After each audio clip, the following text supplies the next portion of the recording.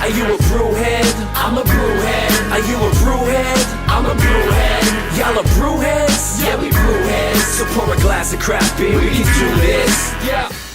What's good, y'all? This is C-Certified Brewhead, and welcome to episode 120 of Beer and Industrious podcast. This afternoon, we are at, is it straight Birra, or is it like Birra artisanal? It's Birra, bar à Bières Maison. There you go, I knew it was better than that. I knew Beer bar. Beer bar, there you go. With the co-owners, Weena and Jean-Phillippe. Guys, thank you so much for having us.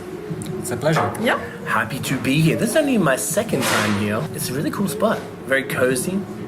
Great location because there's not a lot of similar places around here. That would be accurate? Actually, they are. Yeah. There are. Yeah, we're very near from Arcana and vice versa. Yeah. Oh, I always forget Hurricane's right there and vice versa. Okay, well, I was wrong. I guess I need to go out more. What are we drinking right now, guys? This is Camilla, which is a blonde bitter. So Okay. the base beer is almost similar to an English classic bitter, but we removed the caramel malt, so it became a blonde, and you can taste a little bit more of the fruity, lemony, golden hops from Britain. Okay. Well, cheers, guys. Yeah, cheers. Get it in ya. Solid, smooth. Definitely, so like I guess it's you're saying it's like a bitter blonde. Yeah, so Yeah. this is when people are asking for a blonde, we serve them this. Because I don't like to have a bland beer on the menu, blonde or another color. Yeah. I like every beer to be tasty, but I also like them to be approachable and drinkable. Yes, totally drinkable. No, this is good. Is this one of the main, what do you call it, like core beers that you guys have? Like, is this always available?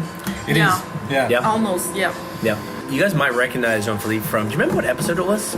From La Succursale? I don't remember either. Wow. I know. I'm going to double check.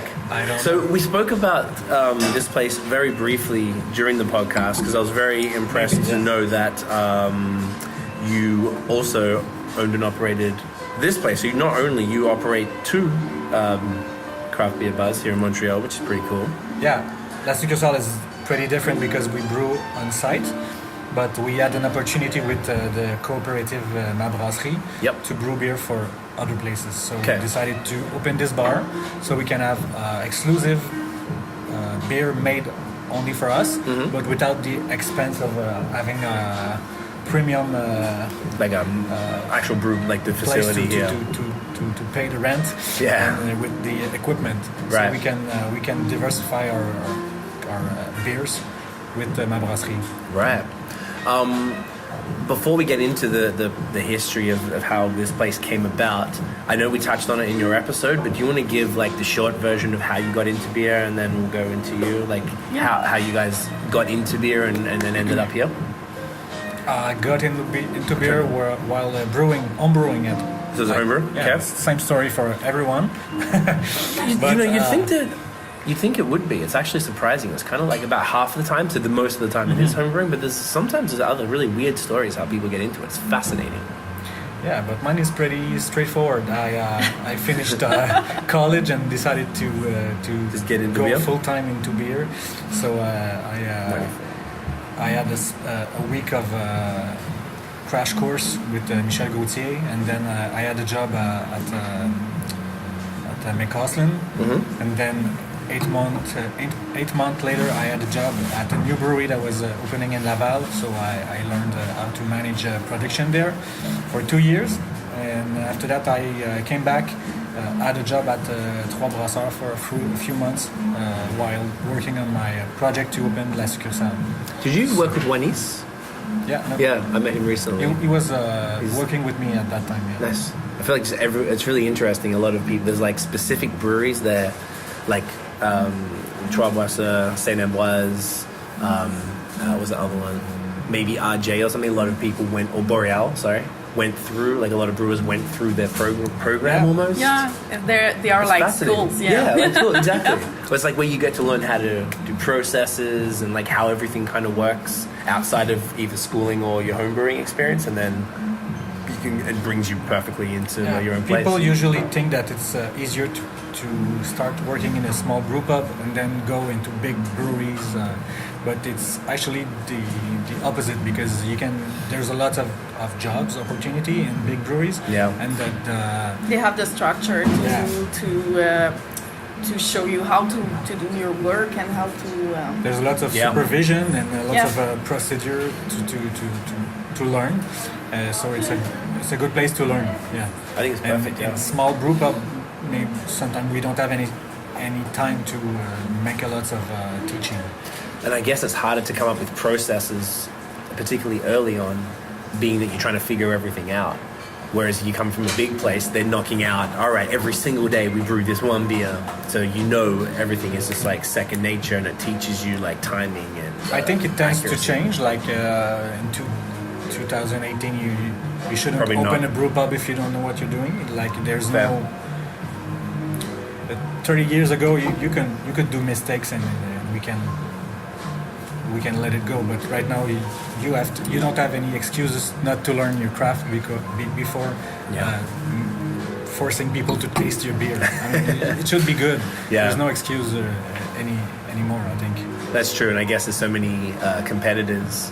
There's no room for bad beer on the market That's as right. well. So you have to be. I mean, I guess having processes down doesn't always equate, or not having processes doesn't mean the beer's going to be bad. I guess it's more like it's harder to come up with them initially when you're figuring things out. So it's better to I guess I'm confirming what you're saying, that it's coming from a larger background, and then you're bringing that, I don't know, that attention to detail, I guess, down to the smaller scale, and then once you get into your rhythm, you can find it, as opposed to working at a smaller brewery where it might be a little more like, not random, but maybe not as like on point. I don't know if that's accurate. That's for sure. Yeah. Okay. If you work alone, you probably don't update every of the procedure every day. Because it doesn't matter. Yeah. It has to be clear when you have a new brewer working with you. Yeah. That's a good point. I didn't think of it from a paperwork perspective, that you need to like make sure that it's all documented, so that if someone comes in, they can be like, all right, well, here it is, and be able to replicate what you're doing. Yeah, because it would have a big incidence in the final product. So you have to follow the same procedures to every small That's element. right. Yeah. If I die tomorrow, someone has to take the job. I mean, God forbid, but if anything happened, could somebody walk in right now? Yeah. And do you have everything documented? Probably not. But yes, but close, but almost. Yeah. But I'm not alone anyway. No, I figured that. No, not at all. By the way, I just checked. It's episode 94. So if anyone wants to hear Jean-Philippe's full story, episode 94, we talked for like 2.5 hours. We had a good time that day when it was hot. 2.5 hours of my story. It's a long story. It's a long story. Weena, how did you get into beer? Well, I'm not a brewer. I'm just a beer lover. And I don't know. I mean, when I was a teenager, when I was going to bars, I was going to La Maraboire, Dieu du Ciel, things like that were in Montreal at that time. Mm-hmm. And then I met Jean-Phillippe, who was into brewing, and we stayed together, and I was watching him making beer at home. And then, I don't know, we grew up, and I saw him working on La Succursale and his project and everything. And at that time, I was like, it was interesting me to do something similar to what he was doing, to bring people to drink beer, his beers. And with the opportunity that we had at MaBrasserie, that he had, not me, him. Then it was a good timing to just open our place. We had so much ideas to what we would like to make our space look like, and what we'd like to have to like product and bring people here. And then that's how I started. Okay. So this is an interesting place because it's got an Italian name. We're in Little Italy. Yeah. When I saw that this place was opening a few years ago, when did it open? 2015? 3 years ago. It was December 18th. Yeah. Next week it's gonna be 3 years. 3 years. So 2015. Amazing. So I assumed, like I said, I'd been here once and I didn't realize that you guys owned it until we spoke about 6 months ago, I guess. Where did the idea to come from to open a place in Little Italy that, you know, specifically, at least it has the Italian name? I'm not sure if you have Italian influences in the food or the beer or anything, but can you speak to that? We were looking for a neighborhood where people live. That we know, that we like also. Yep. Yeah, that we know that is changing, and there's a lot of new restaurants, and the focus is changing in that neighborhood, and it's pretty central too, near from the metro. So when and Marché Jean Talon also, which is a destination for Montrealers and tourists. Absolutely. Also. It's perfect, yeah. So when we see the opportunity with the new building that was built here, we thought it would be a great spot.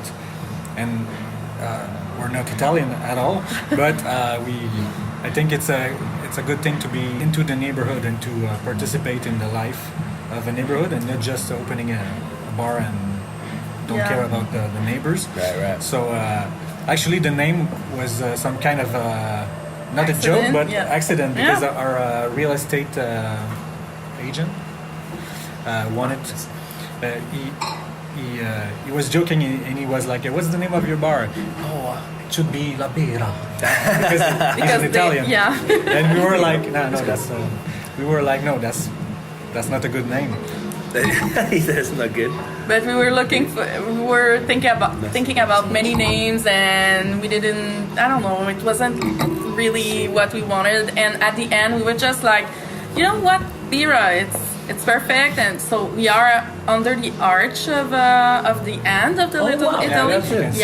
And in summer you can sit under it. Yeah, the patio is sick. Yeah, you got a great one. Yeah, looks perfect. So it's really straightforward. It's beer and Italian. So we're doing beer in the Little Italy. So it was so simple that we like add to.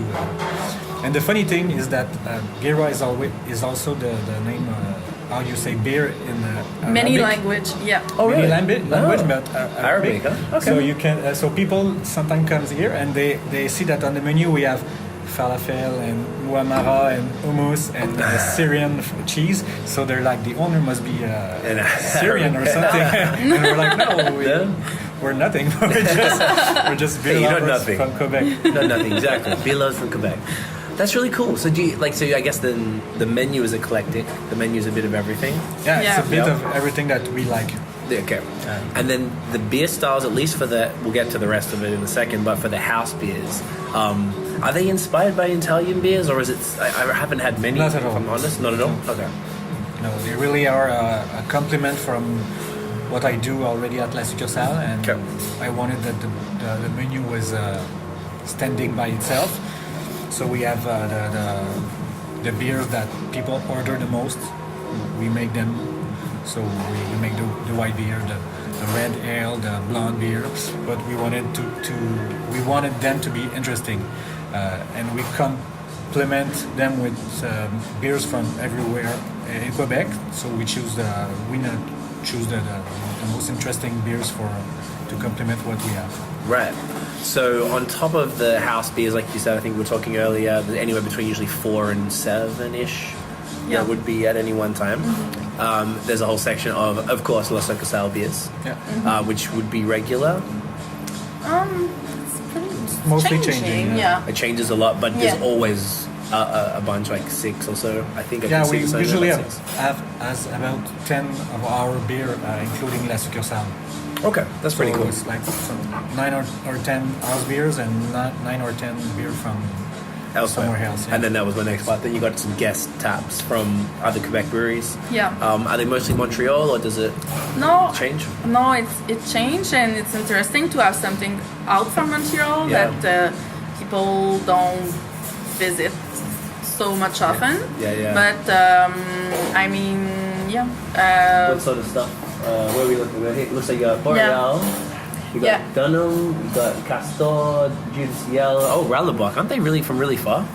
They're like from like 8 hours north or something. Oh, Not eight, that far. maybe like 5 hours. Which was the 4 one that's 8 hours. hours north? Oh, maybe the Trèfle Noir is or something like that. Trèfle Noir is very far. Oh yeah, that's not far. big enough. BTB, yeah. Yeah, that's That is 8 hours. Okay, my bad.